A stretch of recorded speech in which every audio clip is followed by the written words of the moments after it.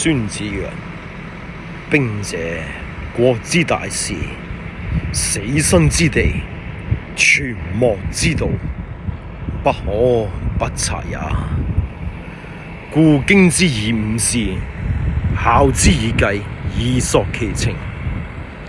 一曰道，二曰天，三曰象。一曰道，二曰天，三曰地，四曰象，五曰法。天者，令民與上同義，可與之生，可與之死，而不為危也。天者，陰陽寒暑時制也。地者，遠近險易廣窄死生也。象者，自信仁勇嚴也。法者，曲制管道主用也。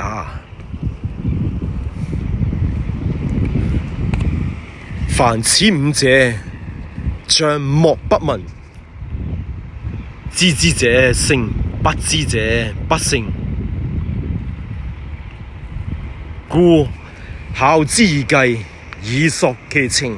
曰：主孰有道，將孰有能，天地孰得，法令孰行，兵眾孰強，士卒孰練，賞罰孰明。吾以此知勝負矣。將聽吾計，用之必勝，留之；將不聽吾計，用之必敗，去之。計利而聽，以索其情。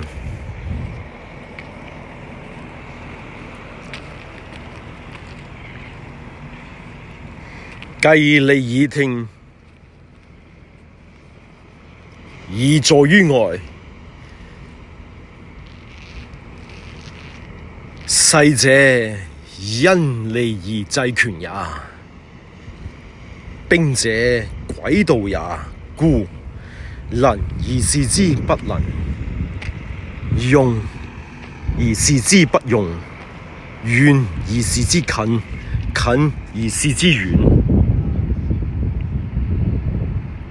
利而有之，亂而取之，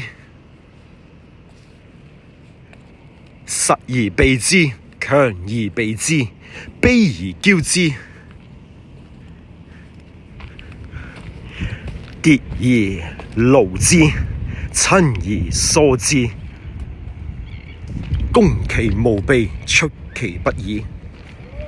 此兵家之勝，不可先傳也。故未戰而妙算者勝，得算多也；未戰而妙算不勝者，得算少也。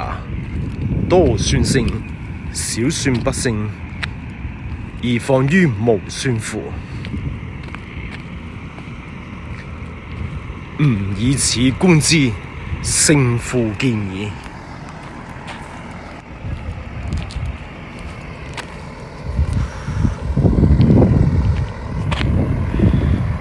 Is the omen.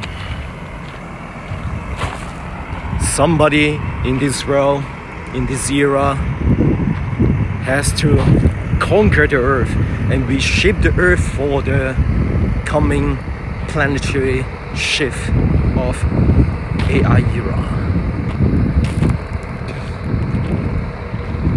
If you're into Tao, if you believe there's a natural order, then you will believe there is natural born leader who can be perfectly fit to be the CEO of the planet Earth, don't you think?